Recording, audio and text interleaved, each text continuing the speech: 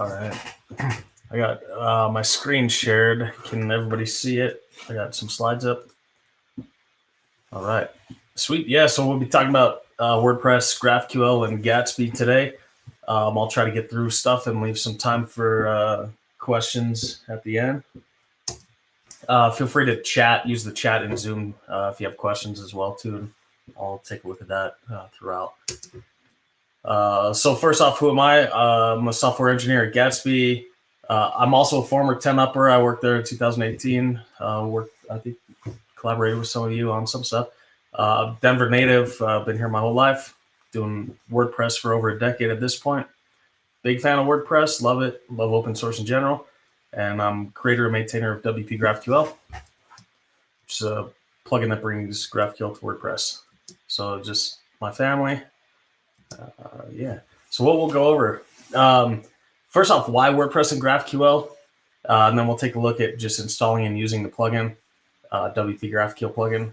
We'll take a look at how GraphQL turns your WordPress site into an application data graph and what that looks like. We'll look at efficient data fetching with GraphQL, and then WPGraphQL with Gatsby, and then kind of what's next for that relationship. So first off, why WordPress and GraphQL? If you've heard of GraphQL, you probably think it's used for single-page JavaScript applications or whatnot. My story into GraphQL is a little bit different than that. So I worked at a newspaper. We had well over 100 newspapers across the U.S. that did a lot of content syndication, and we also had micro applications like native iOS and Android applications, but also just various applications that needed to interact with these installs, like print software that needed to pull data from WordPress to prepare for printing the newspaper, things like that. So we had WordPress on the back end of, at the time I left, we had 54 of those sites on WordPress, and we were using it pretty traditionally. We had a normal WordPress website, but we were also using it non-traditionally in that we had native apps pulling data from WordPress, and then any content in our printed papers originated in WordPress as well. So if you were reading a printed copy of the Denver Post, for example, that was WordPress generated content to start with. So it was a digital first workflow. But then you can also edit content through other interfaces like Calypso or the mobile apps, right? So there's all these different ways to talk to WordPress. And we're using, obviously, the REST API pretty heavily for this stuff. But then we started syndicating content. So very much like your distributor plugin, when we would publish content on one paper, another paper could subscribe to that content and they would receive updates of that content in real time, or as real time as we could get it.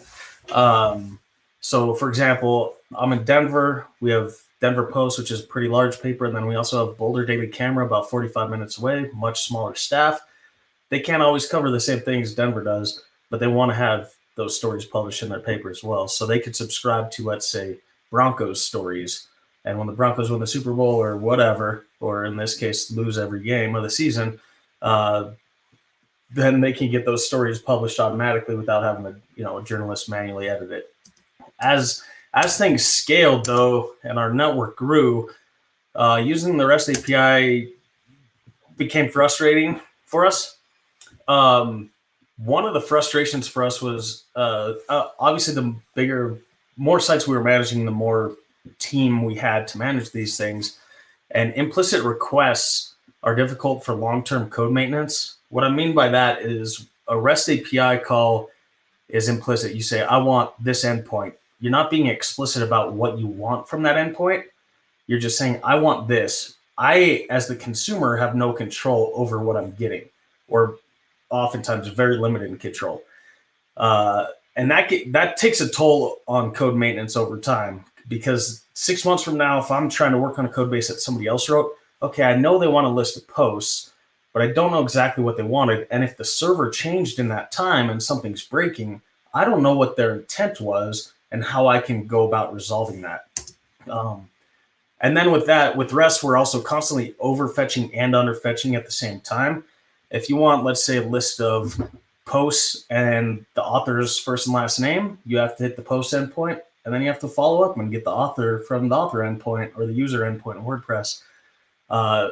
And in any case, you're getting more data from the post than you want and not enough data about the author. So you have to go back and get the author, but then you're getting all sorts of stuff about the author that you don't care about either.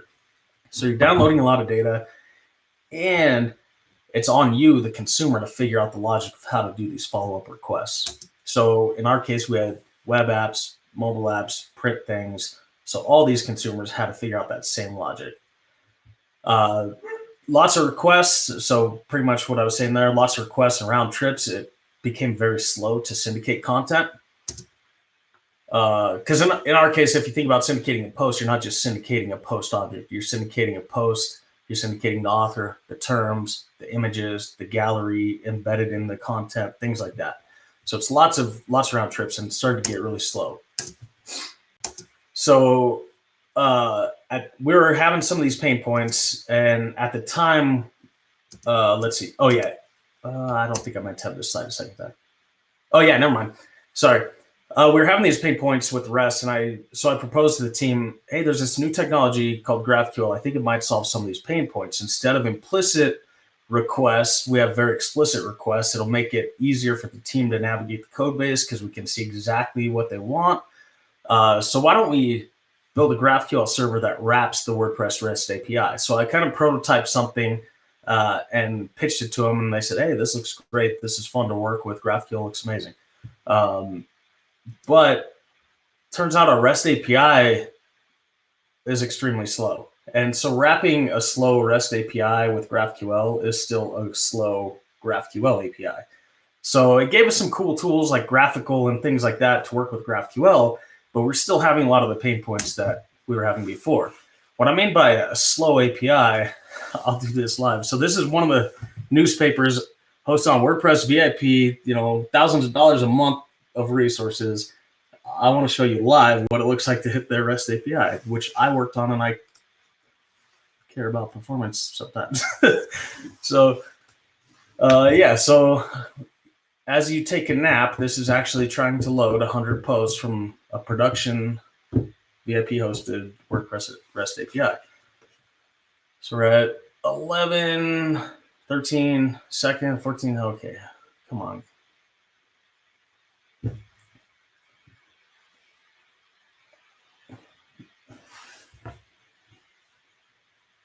Exactly. Yeah. So I used Apollo server, which was like a node-based GraphQL server, and said, hey, we already got this REST API. Let's just wrap that, but use the benefits of GraphQL. Well, it turns out that was not working well either. And a lot of that comes down to, some of it was poor choices we made with our REST API, but just the nature of REST in general.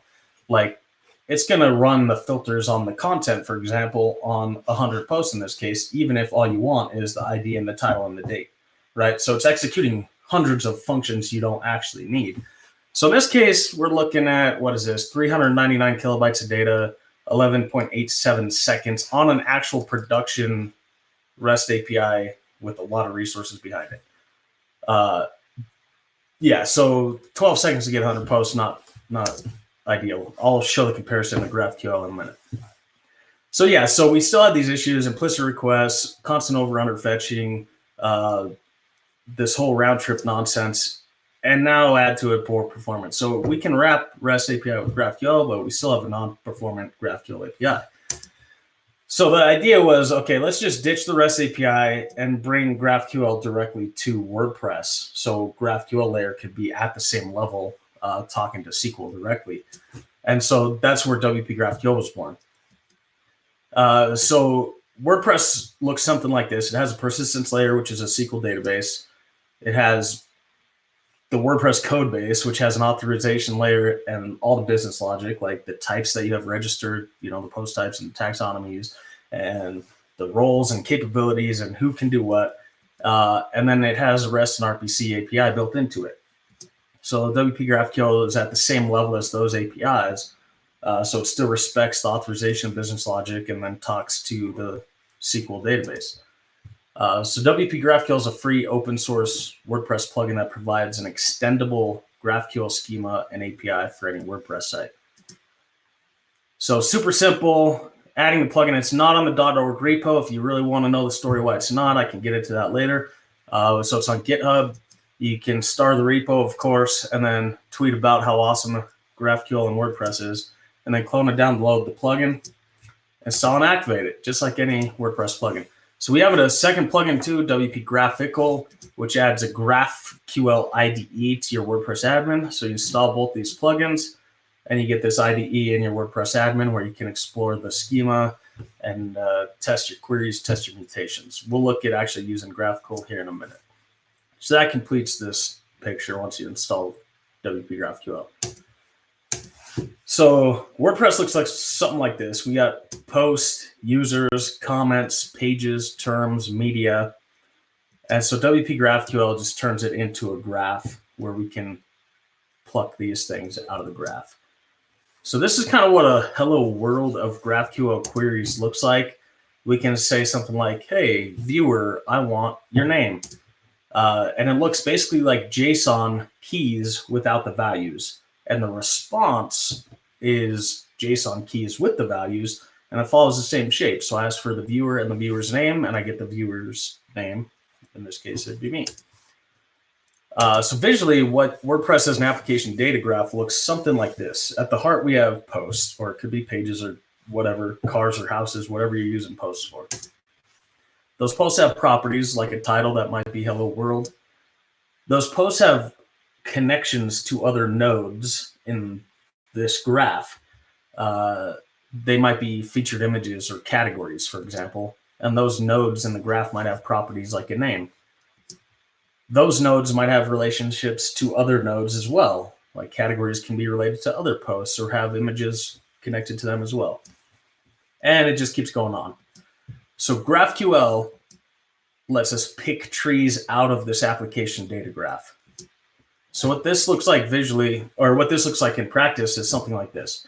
So a GraphQL query, we can pass an argument, say, hey, I want this specific post, given this ID, and on that post, I want this title, link, categories, and on the categories, I just want the name, right? So I can ask for nested resources or connected resources.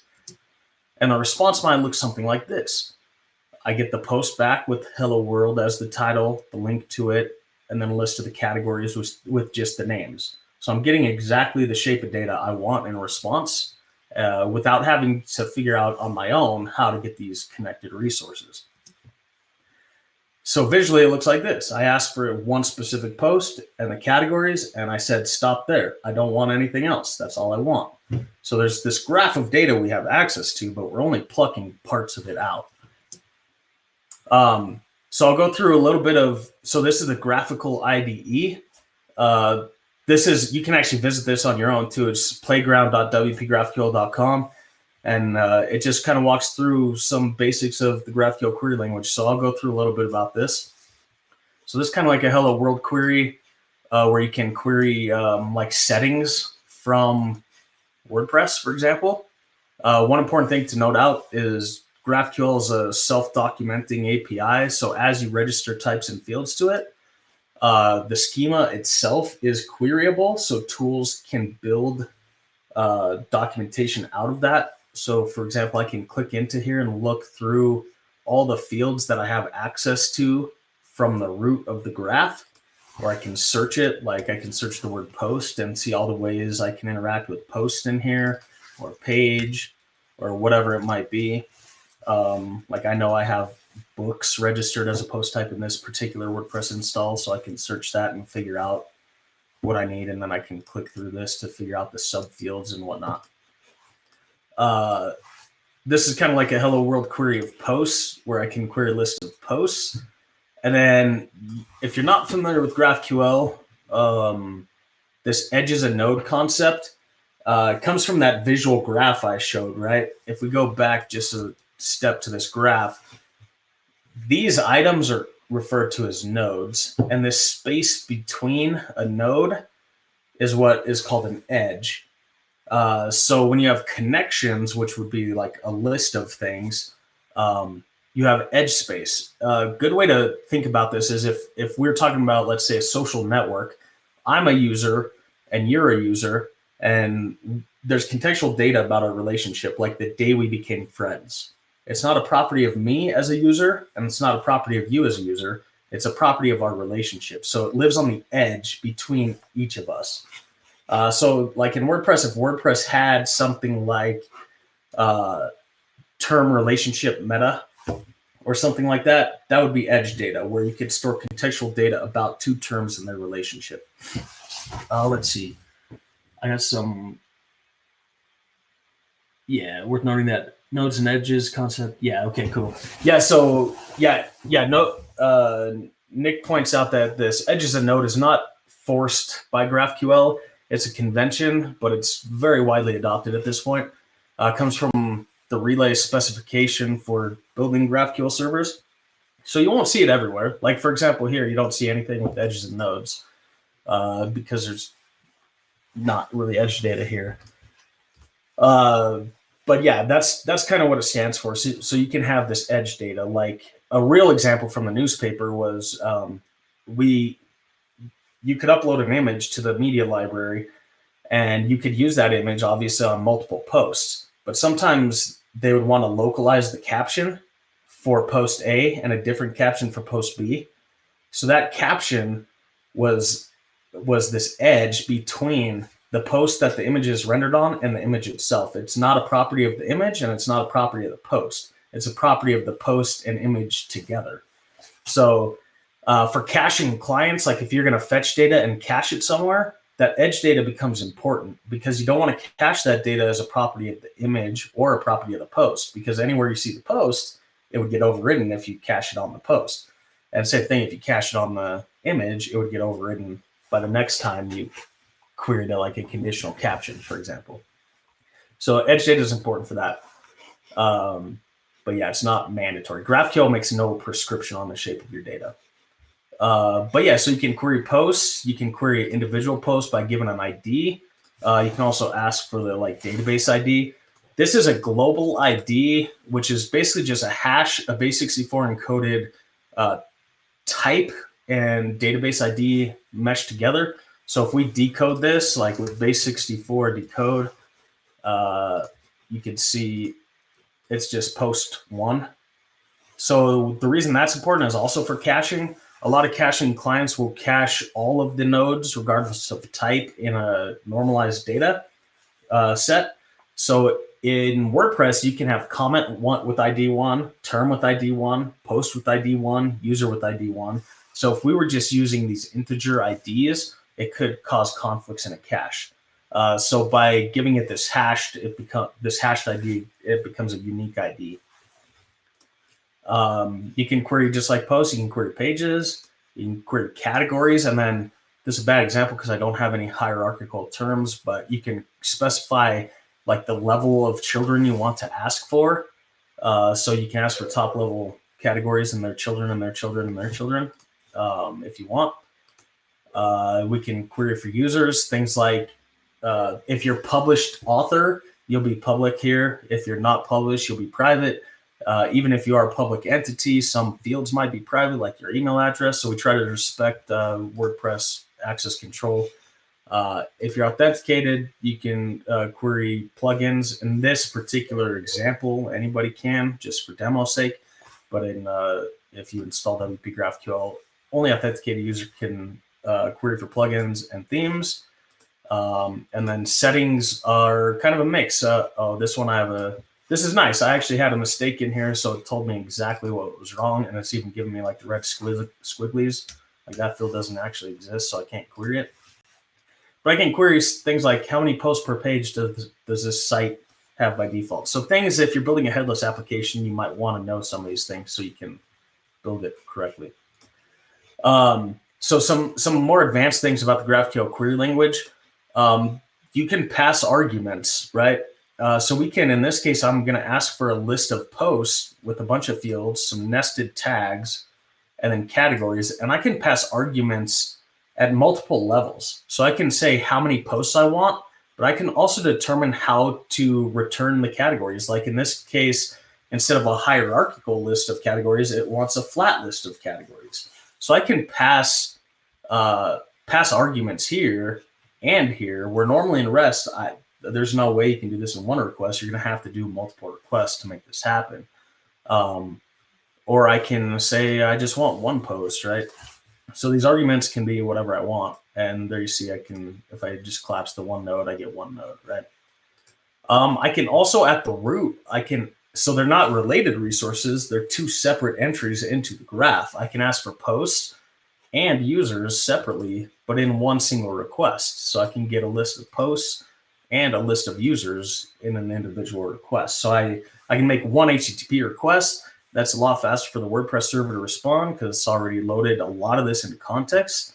Like anytime you query for posts in WordPress, it already loads the post author into memory. So if you're querying multiple things like posts and users, there's a good chance it's already warm and can respond much faster than a second request. An amazing feature of GraphQL is a feature called Fragments. So normally in the previous examples, we were just defining the fields like ID and title right here. Well, what we can do is actually break out the fields that we want into what's called a fragment. And then we can reference that fragment here. So we can actually name this anything we want. Like, I'll just name it whatever, literally whatever. And then we just use that name. So we can name it anything we want. We control that. And what we can do is store this fragment in a component that needs the data. And then that component over time can decide what data it needs. So if tomorrow you're working on a component and Tyler tells you, hey, we don't need to render the date anymore, you can go to that component that renders it, and you can just delete it from the fragment and then delete the markup that was rendering it. And next time everything runs, you don't get the date anymore. But let's say, or if you need to add a field, like I just added date back, and now we're getting date again. So the component, this can live with the component that needs that data. So you can couple what actually matters for that component with the component. And same thing, you could break it down further. Like there's a good chance you might have like a post component that renders post and an author component that renders an author. So the author component can manage its data and the post component can manage its data. So for scaling applications, this is an amazing feature that, like knocks REST APIs out of the water. Because as like your technical debt cleans itself up, like as you're adding or deleting fields, like you're no longer overfetching at all. Like it just automatically cleans it up for you. There's a cool feature called Aliases. So we can see that I'm querying posts and nodes, but I've asked for it to be returned as card list and cards. And you can see GraphQL returns it in the shape that I asked for it to be returned as. So I can give it a unique shape. So I can, a use case for this would be, let's say you wanted to build a component library that you wanted to reuse. And maybe you built a component called card, and card expects properties called key, title, description, and link. Well, this would allow you to query posts and categories, two different types of data, but get them in the same shape. So you could have a list of cards with key, title, description, and link. And when I execute this, I'm getting posts with that same shape, but I'm also getting categories with that same shape. So in action, I can take that query, use the same card component, and here we are rendered. We have a list of posts and a list of terms, but I've made it real easy on myself because I can use the same reusable components, because all the component cares about is the shape of data, and the GraphQL layer lets you do that transformation at the query level. So you don't have to build like, how do I get my data, then how do I transform it? You can do a lot of that at the query level. You also have this concept called variables. So as things in your application change, you can use dynamic things. So you can write a query like this, which is a static query, but you can pass dynamic input to it. So in this case, I'm going to say I want the first 5 posts, and when I execute, I get 1, 2, 3, 4, 5.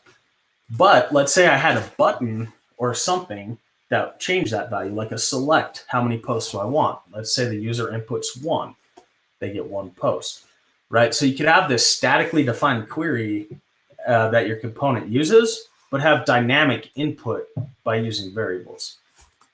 You can also use a very common use case for variables is pagination. So in this case, I've written a query that asks for the first X amount of items or the last X amount, and then uses the after and before, which is used for pagination. So I'll show what that looks like here. So I can say first, we'll say just one, and this is the variable is going to be just JSON. And we could say after, I'm just going to say null, and we'll just go with that. So this will give me the first one item that I've queried for, and it'll tell me has next page is true. So I know there's more items, so I can paginate this list. And it's going to give me the start and end cursor, which in this case are the same because I only asked for one object. But this cursor is a pointer to where in the database I'm at. And instead of traditional, like WordPress pagination uses page-based pagination, page-based pagination gets more expensive each page that you paginate. Like if you're on page 500 of 10 posts per page, that's 5,000 pages, or whatever my math is. That's 5,000 pages. Let's pretend I did my math right. And that's like a byte per row that you offset. So the deeper you paginate, the more expensive your SQL query actually gets. With cursor pagination, no matter how deep you get, it goes to that point in the database, and then it goes either forward or backward from there. So no matter how big your data set is, this doesn't get more expensive. And so that's why like Facebook and Google and things like that, Instagram are using cursor-based pagination these days instead of page-based pagination. So what that allows me to do, though, is say I want the first post after the one I'm referencing, and you can see I could get that next post. And then I can pass this one and say I want the first one after that. So I can continue to paginate and paginate and paginate. So I can go forward or backward, saying first and after or last and before. So if I say last and before, that'll take me the opposite direction. And then, so that's variables kind of in action. Oh yeah, you can also filter. So we have where was one of the arguments too. So we could do something like author name, and I can't remember who a name was in this database, but I could pass like an author name and filter by author or filter by terms or filter by whatever you can filter it in WordPress. Directives are another great feature of GraphQL. So built into any GraphQL server, we have a skip and include directive. So this allows you to include or exclude fields from a query based on some logic. So in this case, I have include field set to true. So this could be maybe some button a user clicked, or whether they're logged in or not, or whatever variable you can think of in your application. If this is set to true, it will include the link field and will include page info. But if I set this to false, like let's say, I don't know, the user's not authenticated. If the user's not authenticated, we set that to false, and I no longer get page info, and I no longer get link. So whatever condition is in my application, I can control the query at the query level. Like I want to include this only if this condition is met. So very powerful stuff. Unions, in some cases, you don't know what data you're going to get in response until runtime. For example, a post can have relation to many terms.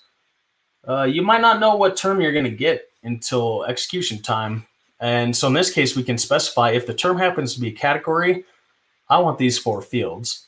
So when it's category, I get those 4 fields. If it's a tag, I just want these 3 fields. So let's see. So on a tag, I just get 3 fields. So this gives you really granular control. Like if categories and tags look very similar, but as you start registering meta to them and they have their own shapes, this becomes very powerful, because then you can have components that control tags, components that render categories, and they get to define what they look like. As far as extending goes, very similar to the REST API. Much like shown REST, you say shown GraphQL true, and then we have this GraphQL single name and a plural name. So in this case, I'm registering post type book and saying it shown GraphQL true, and then calling it book and books. And then for taxonomy, same thing, shown GraphQL, give a single name and a plural name. So I'm registering a genre taxonomy connected to the book post type, so I can put my books in genres. And then if we want to extend and add a custom field, there's actually a better API to do this now, but I didn't update this example, but this still works. So you can filter the book fields. So any type will have this. So you can say GraphQL post fields or page fields or book fields or whatever the type is in the GraphQL schema. And then you could add a field. So we can say we want a price that in our case will be a string, and then we can write a resolve function. So since we're adding it to the book, we know we're going to be given a post, and then we can write our resolver for that, which in our case will just go get post meta and return it. So there's a couple ways to extend it. And then what that looks like in action, with just a few lines of code, I can expose my books to the schema, my genres, and a price. And so I can execute something like this. So I can get a list of books. I can get the genres that it's connected to. In this case, I'm just asking for just the names. And then I can get this custom price. Like this case, I was showing a demo at WordCamp Phoenix, price $9.99. Using GraphQL with WordPress, it was priceless, right? And then you can use like a similar component to what we were using before. You can also do mutations, which are writes back to WordPress. But for the sake of time, I'm not going to get into that right now. But I'm happy to chat about that if anybody has questions about mutations. This is also broken in the demo. I didn't actually populate this section, so but we can talk about that if anybody wants. So comparing APIs. If we were going to build just a slice of UI like this, if we're going to do that first let's list what our requirements are. So we need a list of posts, and then we need the author and the author's name, the avatar, let's say at 50 pixels, and the URL to render it. Then we need the site, the name and the link of the site that the author is connected with, a follow link, let's say, a title of the post, the featured image. We need to know, specify a particular size, and the URL so we can render it, and then the excerpt.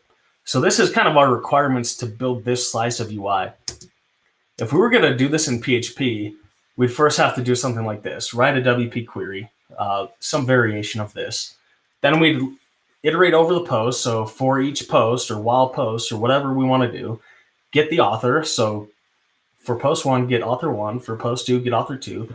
And then and then we need to get the avatar data to get the avatar URL, right? So we're writing all those functions, and then let's just pretend in this case the site that the user is connected with is a term.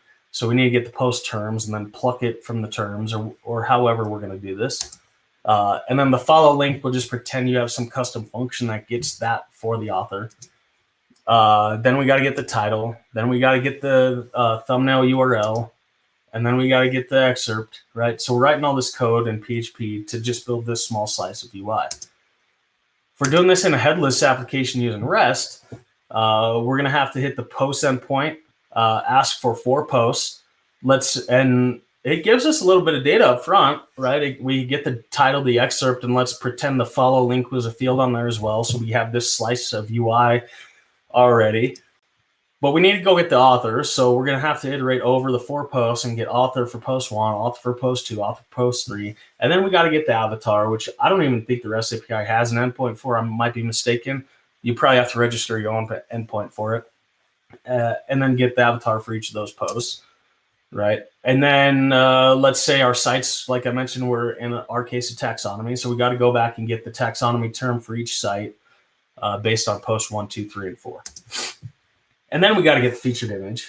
And let's say we know that the 2 of the posts give us an ID of 0, so we can only fetch the 2 that we need. So we're doing a lot of work to get that. So with GraphQL, we can ask for a list of 4 posts. On the post, we can ask for the author, the name, and we can specify the size of the avatar that we need. We can ask for the site name and link. We can ask for the follow link. We can ask for the title. We can ask for the featured image at a specific size and the excerpt, right? And it looks almost like our plain English list of what we need when we were planning this, right? So one HTTP request, almost plain English, looks very similar to just like what we worked with the designer to plan this, and we're off to the races. So I did show how slow the REST API was. Do I still have that up? Yeah, I do. So 399 kilobytes, 11.87 seconds. I'm going to query 100 posts from the same denverpost.com GraphQL API. We're going to ask for 100 posts. Oh, let me open it. Oh, that was obviously not 11 seconds. So 5.7 kilobytes of data versus 399 kilobytes of data. 25 milliseconds versus 11.87 seconds. Both of them denverpost.com, right? Like same WordPress server, same content, like same thing. Yeah, so obviously there's quite a bit of performance leap. I'm asking for 100 things. We still have 100 posts in here. But the big difference, obviously, is how much data we're transferring over the wire. If I don't need, for example, the content, I don't need to execute apply filters the content, and I don't need to download paragraphs of content. So it's night and day difference, the performance. And yeah, so, and that's the exact same website, denverpost.com. You guys can do this on your own and test it out too. Efficient data fetching. So this guy's got a pretty good video showing what this N+1 problem is. And this is one of the reasons, not just the WordPress REST API, but a lot of applications in general, not even just related to WordPress, but it's a bottleneck for a lot of applications. And it goes back to what I showed with, like, you first query for 4 posts, for example, and then as you loop through, you're going to say get the author. Well, that calls it 4 times for 4 posts. So you're talking to the user table for author 1, the user table for author 2, the user table for author 3. So this guy kind of animates it, and I'll talk through it a little bit. So typically you write your one query to get the posts, and then for X number of items or N number of items, you have to do a follow-up to get the related things. So in this case, let me make this bigger. Hopefully you can see it's kind of blurry, but so in this case, he's doing an example of books. So that's going to be one query to get books. And let's say there were 4 reviews of each book. That's going to be 4 more queries to get the reviews, and then 10 queries to get the reviews for all 10 books. And let's say there was 4 reviews per book. That'd be 40 queries to get all the users of those reviews. So he does the math here for you. So we first do a query to get the book, 40 queries, or 10 queries to get the reviews, and then 40 queries to get the users or the authors of the reviews. So we end up, with 51 overall queries. So GraphQL solves that by knowing ahead of time. Since you ask for everything ahead of time, we know that you're asking for posts and users and terms before execution even begins. So in this case, we know that you're asking for books, reviews, and users. So what we can do is write one query to get the posts, and then do just one more query, in this case, to get all the reviews. So one query to get the books, one query to get the reviews, and then it'll be one more query to get the users of those reviews. So instead of the 41 or 51 queries, it's going to end up being 3 queries. So I probably should finesse that a little bit, but hopefully that gets you the idea. When we query something like this, it's one query for the posts. It'll cache the ID of the author instead of executing immediately. And it'll say, get me all authors for all 4 posts, give me all sites for all 4 posts, and give me all 4 featured images. So it's drastically reduces this N+1 problem. So data fetching behind the scenes, a lot faster. And then you're only downloading the data that you're actually asking for.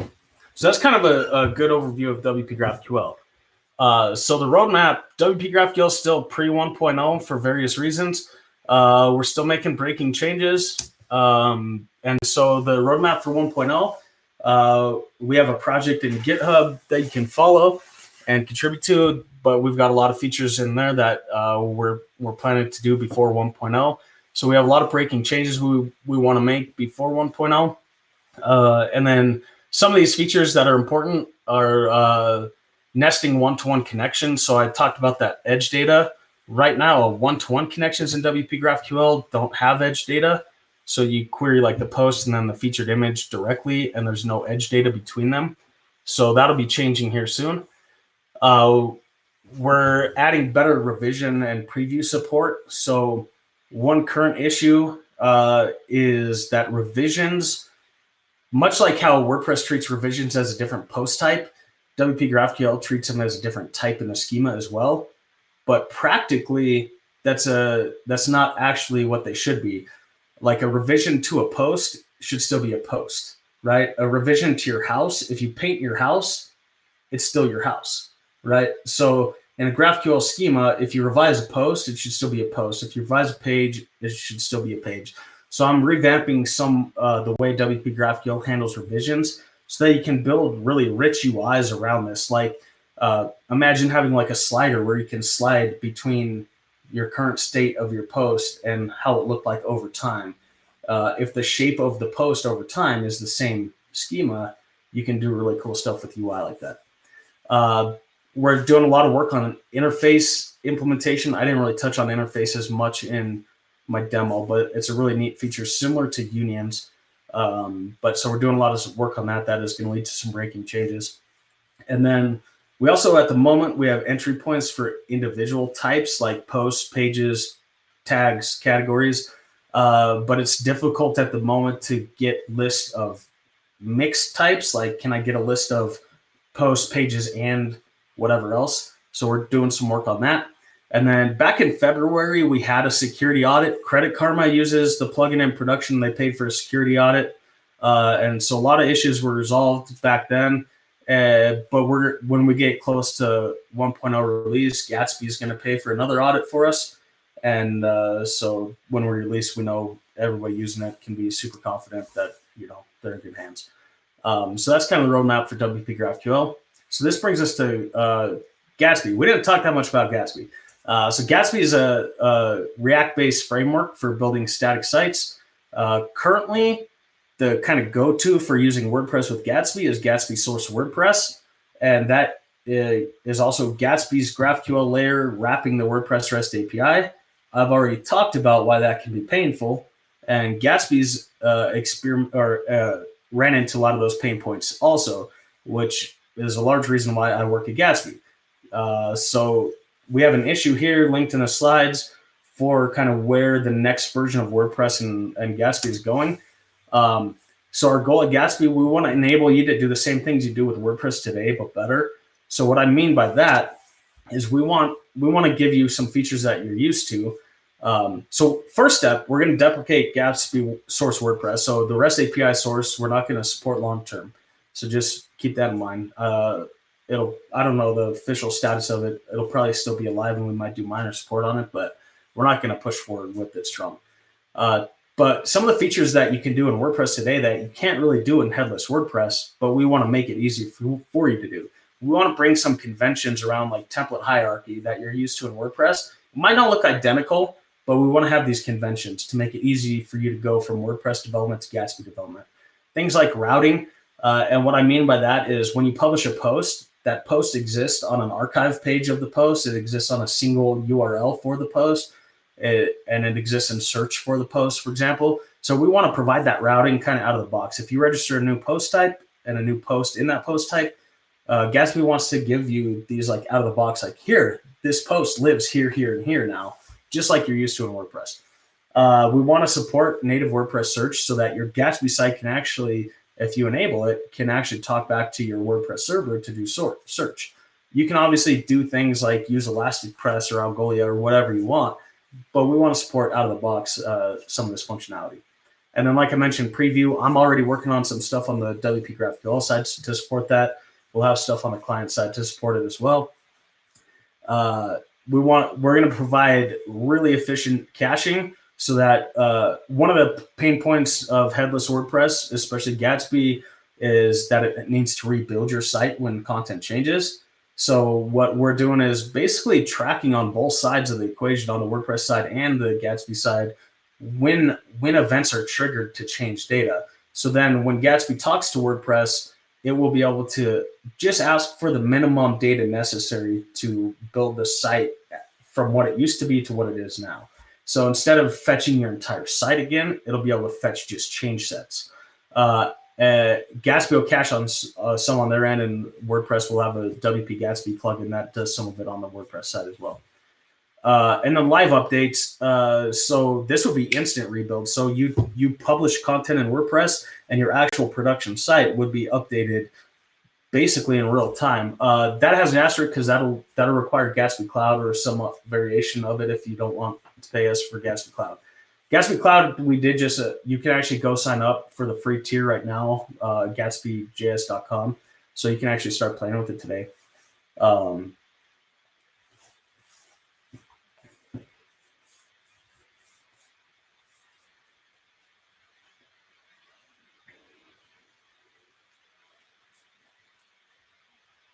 Yeah, yeah, it should. Yeah, even if you're not on Gatsby Cloud, it should probably compete. Like WP Engine, even like caches fairly heavily, and your data is not always live for a couple minutes anyway, right? So Gatsby ideally would be some competing with those typical WordPress sites anyway, where you can publish and wait 3 or 4 minutes and boom, your site's updated again. So,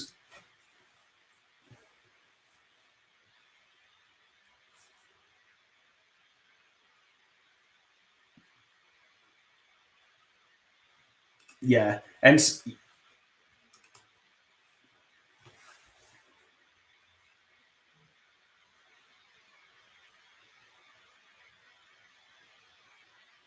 yeah, sure. Um, yeah. So that's the Gatsby Cloud has that solved. So we're talking. Oh yeah, I had a slide. I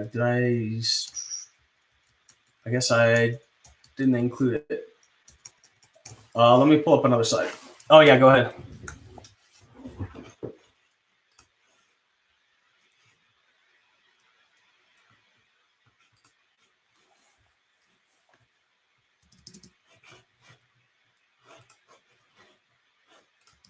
Oh yeah, absolutely. This is sweet. So yeah, I'll show you. So I'll pull up one of my local environments real quick and show you. I want to pull up.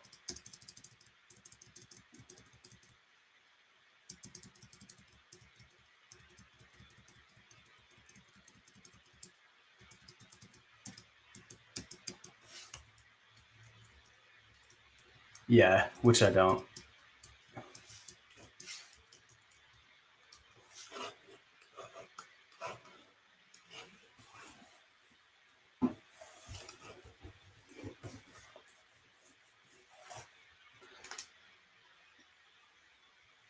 Yep.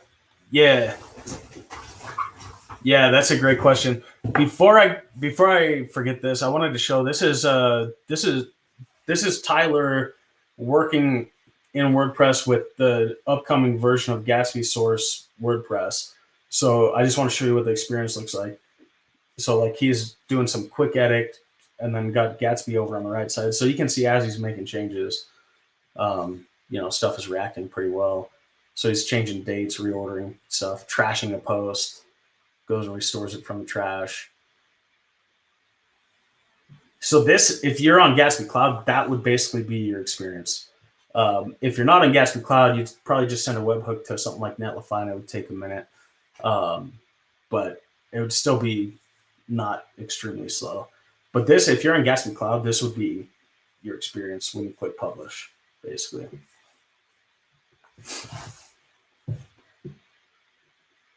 Yeah. It basically Gatsby Cloud is basically like a stateful build system. So it tracks like what's been built and what needs and what's changing, and then knows how to insert it. Yeah, so it's going to be static HTML and JavaScript files still. So it just basically mutates those files on the fly. Um,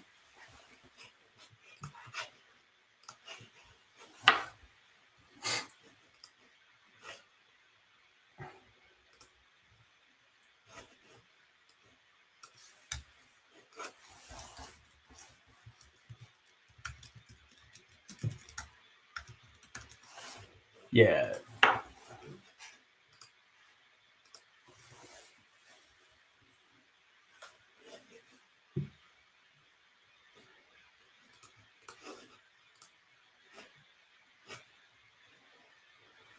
Yeah. So yeah, we will be. That's one of the big, like, we were evaluating if Gatsby could ever work at the newspaper, and we obviously came to the conclusion that, like, no, it can't. At least at the stage Gatsby was at. But that's, like, I still work with those guys to a degree, so one of the goals would be to test on their stuff too as well. So they have, millions of posts. If we can get to the point where they'd be happy with it, like, I think everybody would win. So WP Graph, to your other point though, WP GraphQL Insights is a plugin that's on GitHub as well. It's basically Query Monitor for WP GraphQL. So you activate that, and then you get your data from your query. But if I collapse this, I also get this extensions. And so in my case, I have two things happening. I have tracing, so I can see down to the microsecond how long each field is taking. So if I have a bottleneck in my application, I can pinpoint which field is the problem. And then you can, like, log that over time and see if you're solving it or making it worse. But then you also get query log. So I can see the total number of SQL queries. In this case, like, you see a lot of plugins that, like, just do stuff when WordPress boots. But then you can actually see the actual SQL. Let's see if I can find one. Yeah, so you can actually see the actual SQL that's being applied. WP GraphQL still uses WP Query, WP Text Query, WP Term Query, WP whatever, user query behind the scenes. So it's still taking advantage of internal WordPress optimization. So, like, if you want to drop in, like, a persistent object cache, which typically filters WP Query, so that when the object is fetched from the database, it's stored in the cache, and then on subsequent queries, it fetches from the cache instead of the database. So since we're using WP Query, existing optimizations already exist. We just use it a little bit differently, like, but it's still the same thing. So, like, when you query for posts and then you query for authors, what that n+1 problem, typically most people would query for post, and then they'd say for each post, and then they'd get the author, right, which would be SQL query 1, SQL query 2, SQL query 3. But what happens here instead, so you can see I asked for 10 authors, and I think we only went up like 1 or 2 query counts. If I can find this real quick, we're going to ask for, I think I can search WP user. Yeah, so it knows I only had 2 authors for all 10 posts, so it went back and just did one SQL statement to select both of those authors, right? So instead of, because normally it would be one SQL to ask for author 1 and then one SQL to ask for author 9 or whatever it is. But in this case, it just did one SQL statement. So you can see down, like, where the path it's being executed. Sometimes, like I mentioned, like, I have ACF installed in this install, and no matter what, like, it's just executing on load, because that's just what happens, right? And so you can find out, like, maybe we should can this plugin or address it in some way. So yeah, tools like this allow you to debug at a very granular level.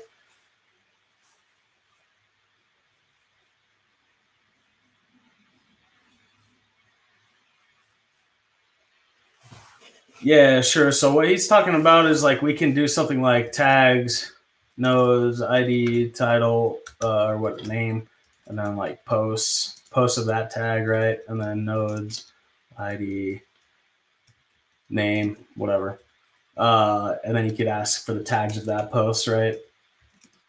Right. So you could do this, like, yeah, and I could go on for a while, right? So this is going to get pretty gnarly. So GraphQL built in, this would get gnarly, I guess, if I had tags. Yeah, here we go. So it took us a few levels deep. And you can keep going if you want to. So GraphQL and GraphQL PHP, which this is built on, has query complexity analysis. I've not particularly built anything specific to make it super easy to configure yet, but it is possible. You can set up like query complexity values. I just unplugged my monitor. Whoops. But yeah, you can set up, like, query complexity values, and then you can assign, like, a point value that you want as a threshold. Like, let's say 1,000 points, and each post is 1 point. And then before execution begins, it can evaluate, okay, you asked for 100 posts, that's going to be 100 points. And then you asked for 10 posts on that, so that's going to be 10 times 100. So, okay, you're over 1,000. I'm not going to execute. So, yeah, you can configure it. Over time, we'll probably make it easier to configure that, but it is possible today, yeah.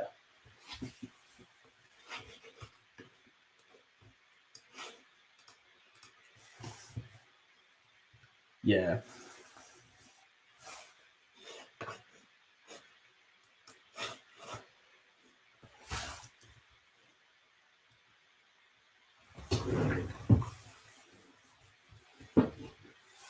Yeah.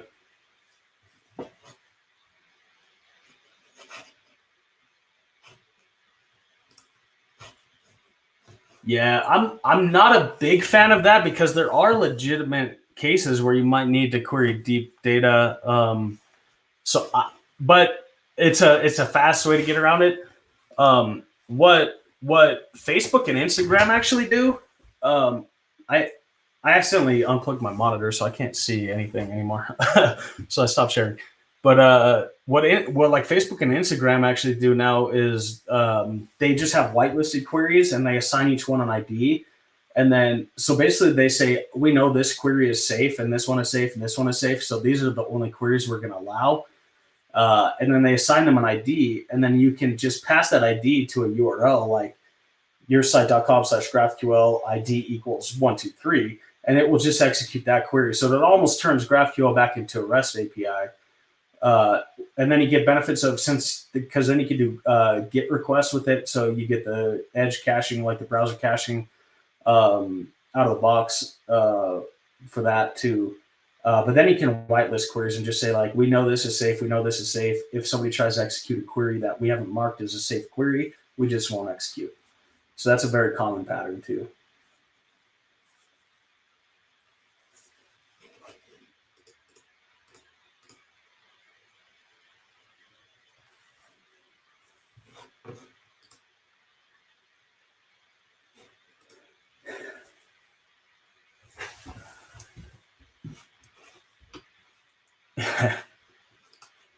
Yeah, so I've written books on this pretty much. Long before Gutenberg was in core, I was interested in having it work with WPGraphQL. And so you can find the issue. I think it's issue like 2751 in the Gutenberg GitHub repo, where I've seriously written a book on why the way they're doing Gutenberg doesn't make any sense for WordPress. But as it stands, you register blocks in JavaScript, not in PHP. So server-side API like WP GraphQL, the WP REST API, WP CLI, XML RPC, none of these have knowledge of blocks. So we can't expose them. Peter Pristus, came along and built WP GraphQL Gutenberg. So what it does is when you load the Gutenberg in your client to like edit a page, it gets the registry of blocks from the client, sends it back to the server, stores it, then uses that registry to expose the blocks to WP GraphQL. He uses it pretty regularly with Gatsby, and he has some good success with it. It's not something I can officially support myself based on how it works because if you like, it requires JavaScript to be initialized to get the registry, and like if somebody doesn't like, let's say if you whitelist or like blacklist a block from a certain post type, all of a sudden the registry shape is different. So there's a lot of weird stuff to make it actually work that way. It should not work that way in the first place. Like WordPress should have context. One, it's dangerous, in my opinion, to trust the client 100% of the time. So we're already telling users, hey, fill out this form with hundreds of form inputs, save it, and our database has no way to validate it. Like, really? Like, never trust the client? Where did that go? I can't recommend using Gutenberg personally or to a client that I want any. Yeah, anyway. But until Gutenberg gets around to a proper server-side API, which we're already way too late for because the ecosystem is already decided, like, we don't need a server API. Yeah, then APIs like GraphQL can't properly expose them because we don't know about them. So I've written books about this. Even like the mobile team, right? I've written a lot about this too. Like the native mobile WordPress app, the second you register a custom block, you can't edit your site on mobile, right? Like, because the mobile app has no way to know what blocks you have or don't have. Like, this stuff needs to be API if we're gonna, like, it's so weird because Gutenberg itself is a headless application. You would have thought they would have like thought this through a little bit, but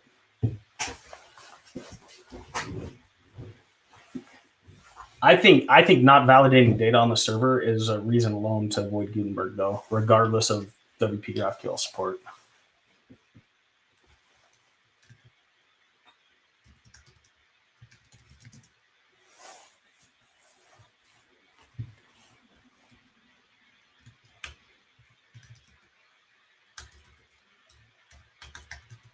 Yeah, and I'm on Twitter at Jason Ball at WPGraphQL, and then we also have a Slack you can join on WPGraphQL.com/community. So